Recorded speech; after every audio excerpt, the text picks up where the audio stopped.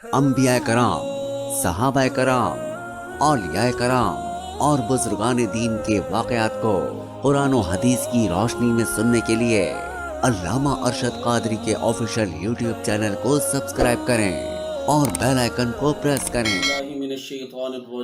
बिस्मिल्लाहिर्रहमानिर्रहीम। अस्सलामु अलैकुम वरहमतुल्लाहि वबरकातुहू।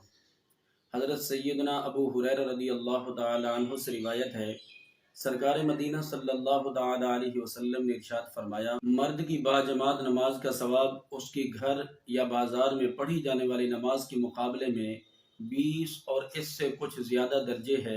और ये इसलिए है, जब उनमें से कोई शख्स अच्छी तरह वज़ू करके नमाज ही के इरादे से मस्जिद की तरफ चलता है और नमाज के अलावा उसका कोई और मकसद नहीं होता, तो मस्जिद पहुंचने तक हर हर कदम के बदले एक दर्जा बुलंद होता है और एक गुनाह माफ़ कर दिया जाता है।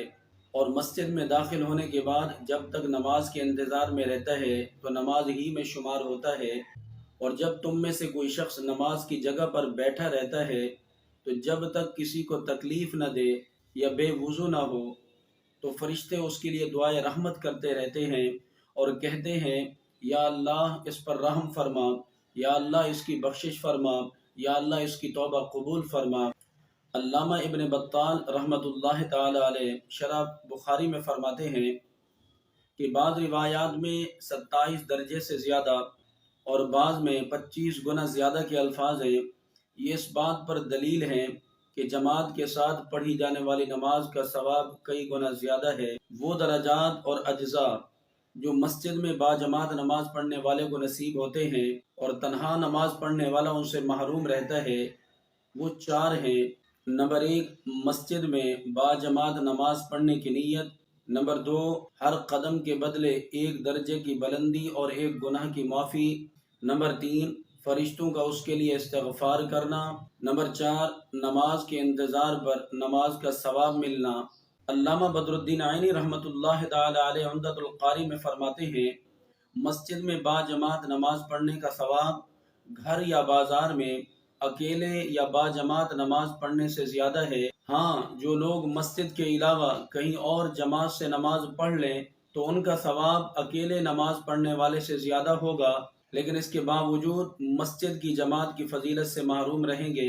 कुरान मजीद फुरक़ान हमीद में अल्लाह तबारक व तआला इरशाद फरमाता है, वरकऊ मअर राकिईन, और रुकू करने वालों के साथ रुकू करो। हज़रत सैयदना अनस रज़ियल्लाहु ताला अन्हु से रिवायत है, सरकार मदीना सल्लल्लाहु ताला अलैहि वसल्लम ने इरशाद फरमाया, जो शख्स अल्लाह तबारक व तआला की रज़ा के लिए 40 दिन बाजमात नमाज तकबीर उला के साथ अदा करेगा, उसके लिए 2 आज़ादियाँ लिख दी जाती हैं, एक निफाक से और दूसरी जहन्नम से।